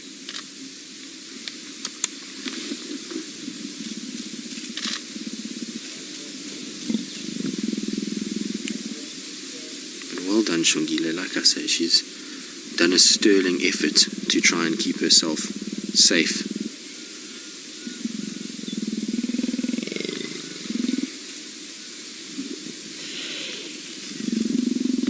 You can see she obviously got a bite in as well, because she's got blood on her teeth as well, so she must have bitten Tandi somewhere as well. And she's got no sign. I can't see any blood on her at all. So she seems to have come out of that fairly well, which is pretty insane.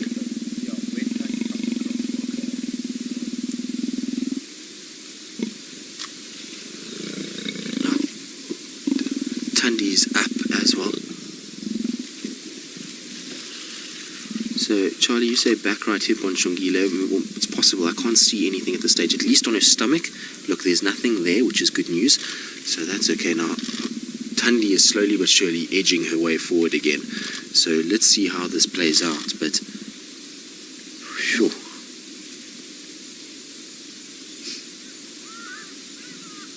I don't know if this is good for my nerves anymore. There's just too many leopard incidents lately with, you know, problems that we've had. It's not good for my nerves. Hopefully this will just end in one of them deciding that they're over it and move off.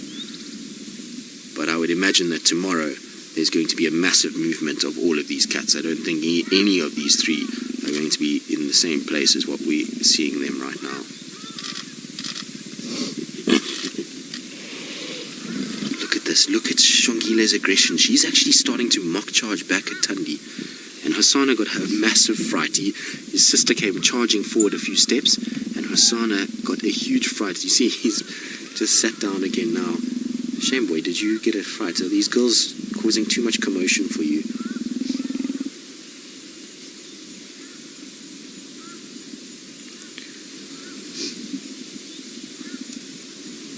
And don't tell me there's another one arriving that she's looking around.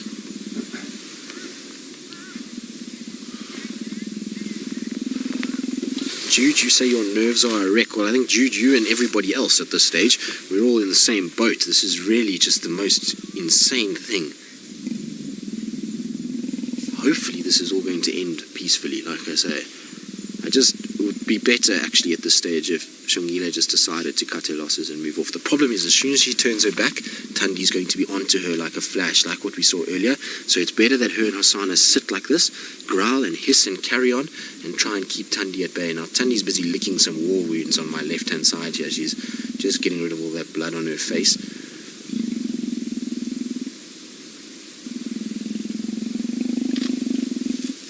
But look, like I say, you can see who the most aggressive is of this whole encounter is Shongile by a long stretch.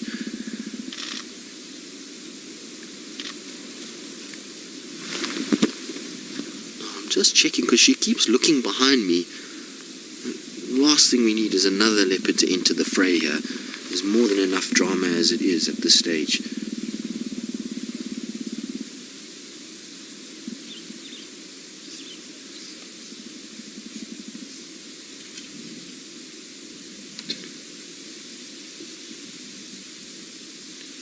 Sure.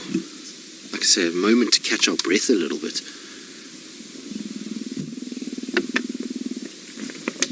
Everybody's just calming down slightly.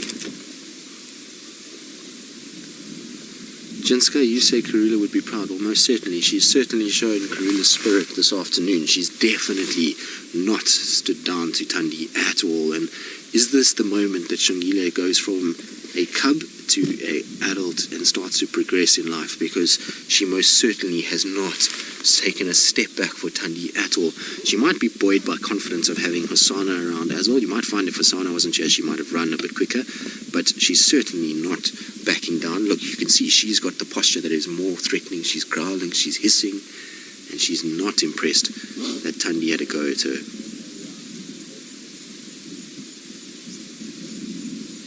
But whew, like I say, my nerves. John, you say the best form of defense is attack. Well, if that's the case, then Shongile's got certainly doing the best job she can, because she is not at any way backing down. And you can see she's aware of her surroundings now. She's not going to get caught again unaware. She's making sure that she keeps her eye all the way around her, even on Thandi. And now see Thandi standing again.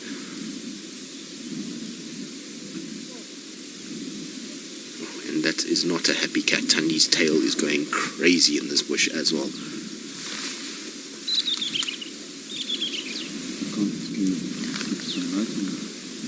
So inside there is where Thandi is. You can just see the tail bobbing up and down every now and then.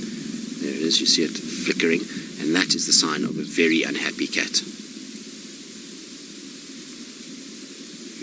Here she comes. Look, she's coming out into the open.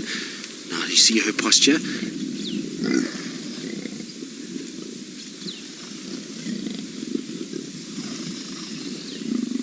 And even Hosana is now growling as well.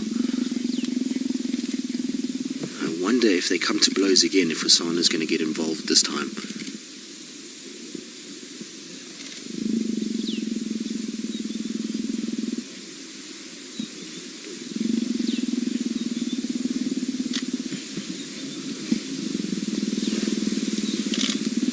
I can tell you one thing though, these two are certainly not taking this lying down, so to speak. And there goes Thandi, she's down as well.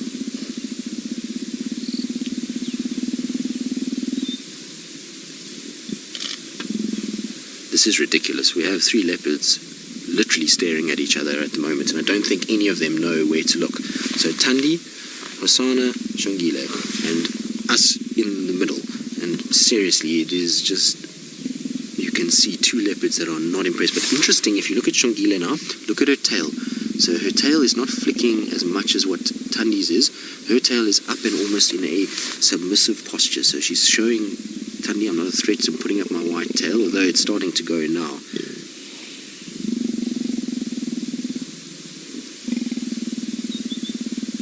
Hassan is bewildered by all of this. He doesn't even know what to make of what's just gone on. His very peaceful, lazy Saturday afternoon has been completely interrupted.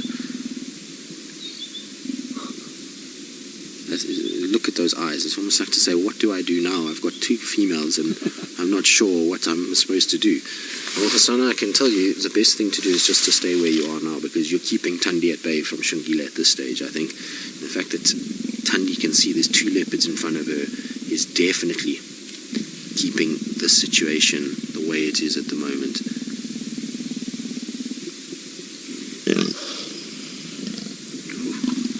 Shongile, you are not a happy girl.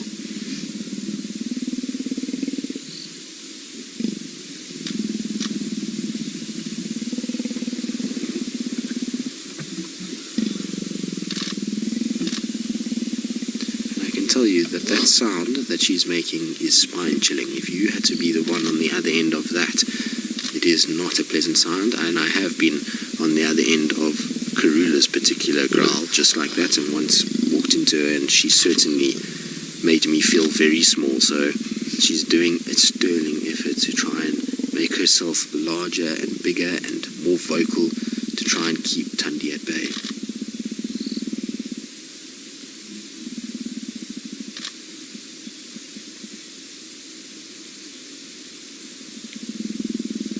Yeah, I don't even know actually what more to say about this. This has just been out of nowhere. I think she's getting a bit anxious as well. She's kind of looking around. And the more the sound is being made, the more the likelihood of others arriving is. So we know Tingana often just arrives in the most crazy situation. So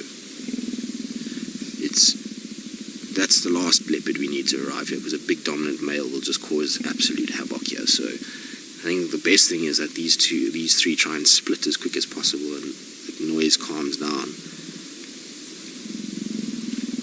I wouldn't be surprised if one of them does arrive, Mvula or Tingana, with the noise that is being made. And even Tumba, although I think Tumba would be scared of this. Tumba would hear this and move the opposite direction.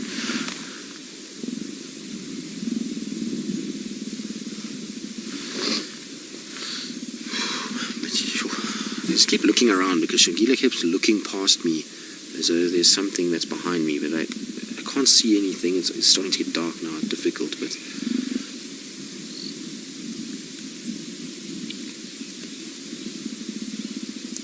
sure.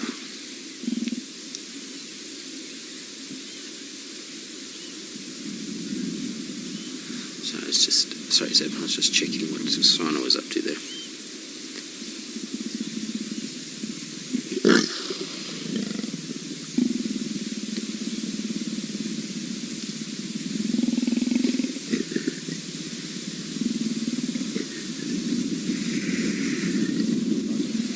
Is a very unhappy cat.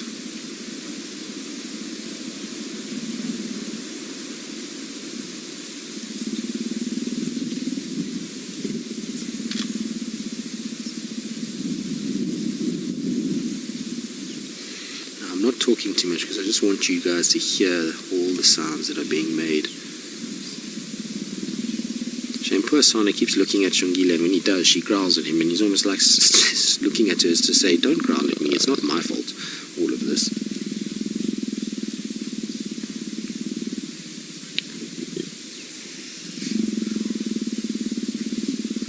Right, we're just going to quickly go across to Taylor to see what she's been up to and what she's been doing at Chitwa Dam while there's a brief hiatus in this particular situation.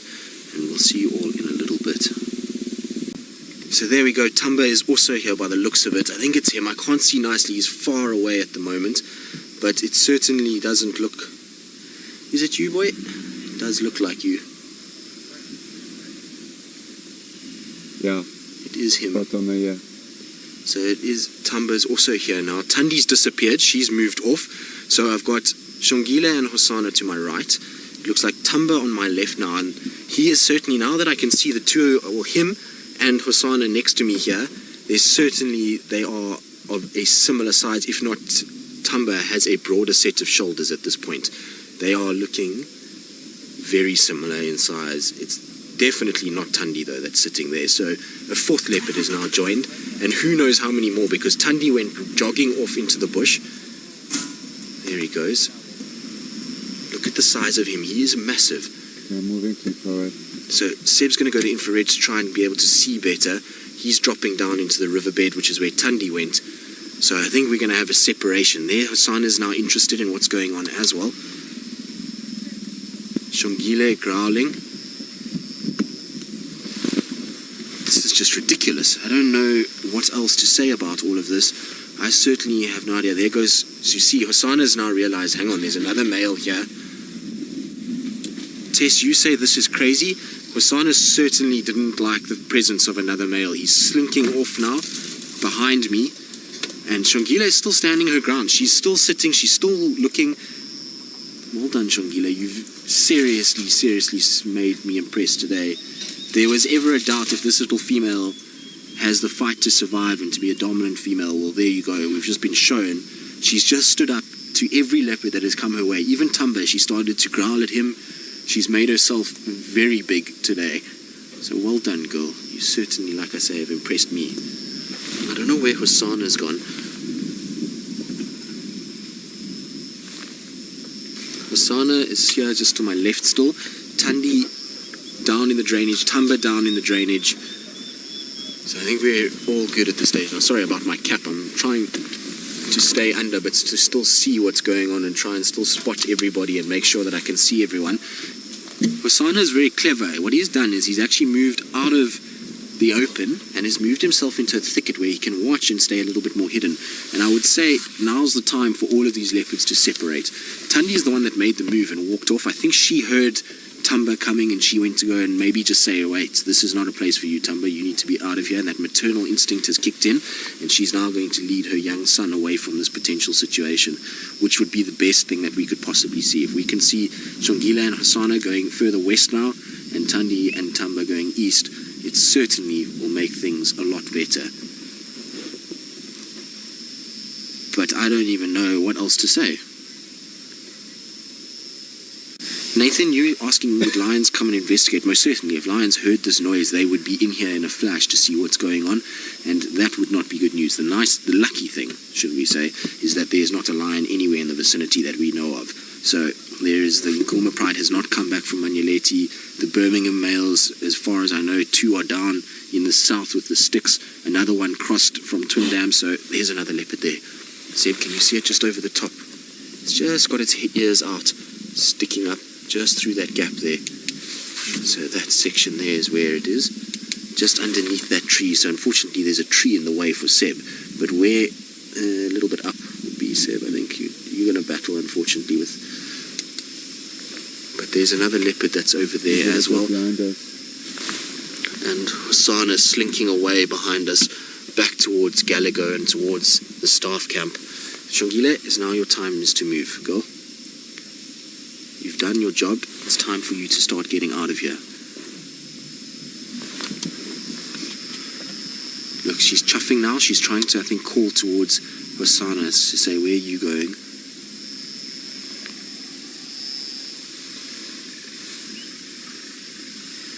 Look at those ears are working heavily. Okay, Shongile, now it's time. I think she's nervous to turn her back on what's going on because she doesn't want to get caught unawares again. I don't see any other leopards moving. There's a leopard there, but it's just watching what's going on. It's not moving towards us in any way, shape or form at this stage. That's Tamba though, that's over there by what I can see. It looks like him.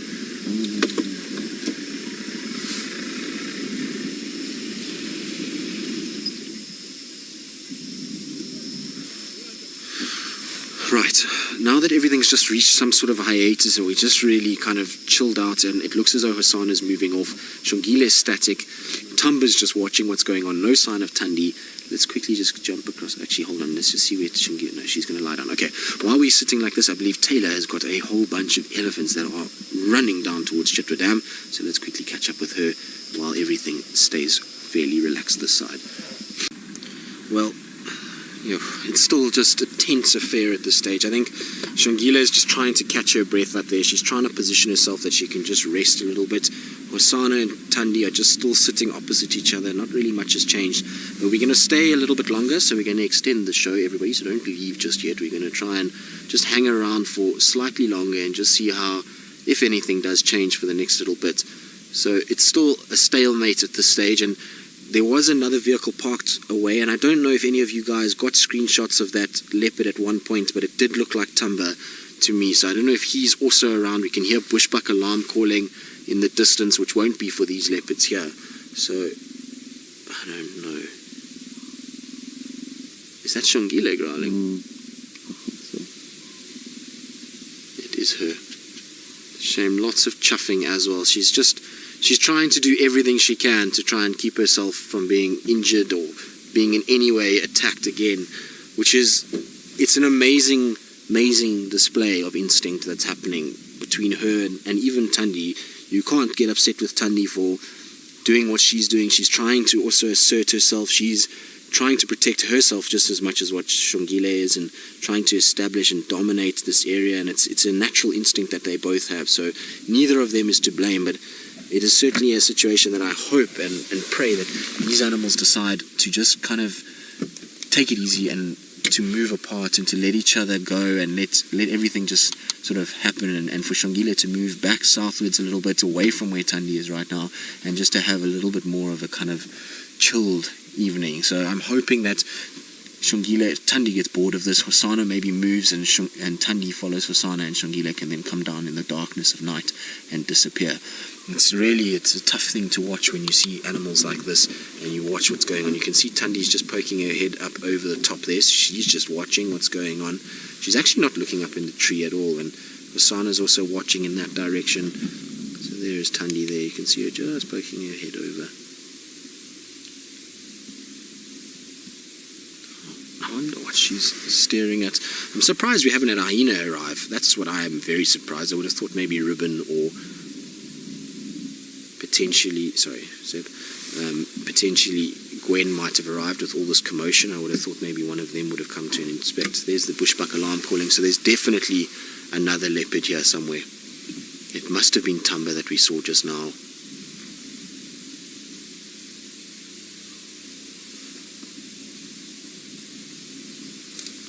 But I can't see anybody else joining the fray at this stage, and I'm hoping that bushbuck alarm calling is potentially going to pull Tandi's attention in that direction, and she's going to go and investigate, and that'll give an opportunity for Shongile and Hosana to get out of here. Hosana's fine. He's not got anything to worry about unless Tingana arrives, obviously. If Tingana arrives, then that's a little bit of a different story. But at the end of the day, I think Hosana is the one that almost needs to start moving, and Tandi needs to follow him and give little Shongile a bit of a break and let her just disappear out of here.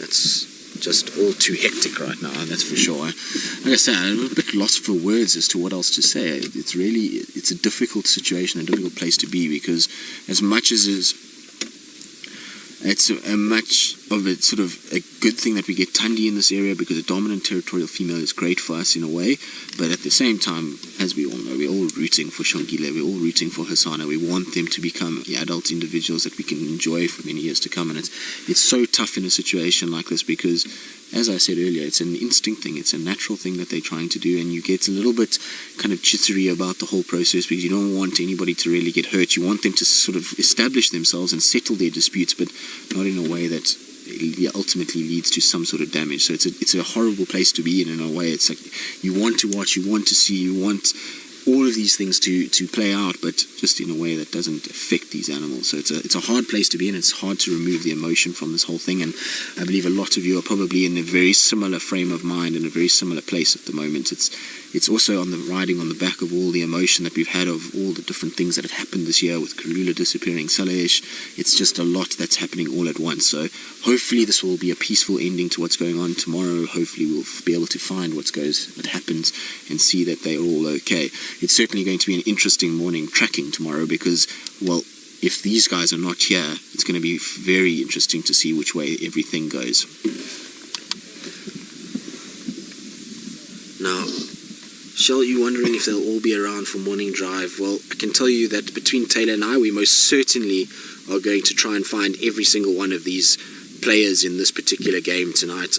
I'm sure Taylor is desperate to also see what's going on and to make sure that these leopards are safe. So I think we'll let probably Taylor come here first thing in the morning to check, but there is most certainly another leopard here. The fact that there's a bushbuck going crazy is not seeing these leopards up in trees and lying in the bush.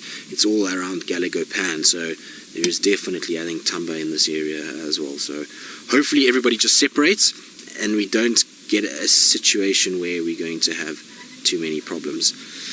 Right, but I think unfortunately that's all we're going to have time for this evening. We've extended a little bit and it still seems as though everything's in the same sort of place, and it's going to be just one of these waiting games, and I would imagine this is going to go on for much into the night. So we're going to probably start to say our goodbyes for today.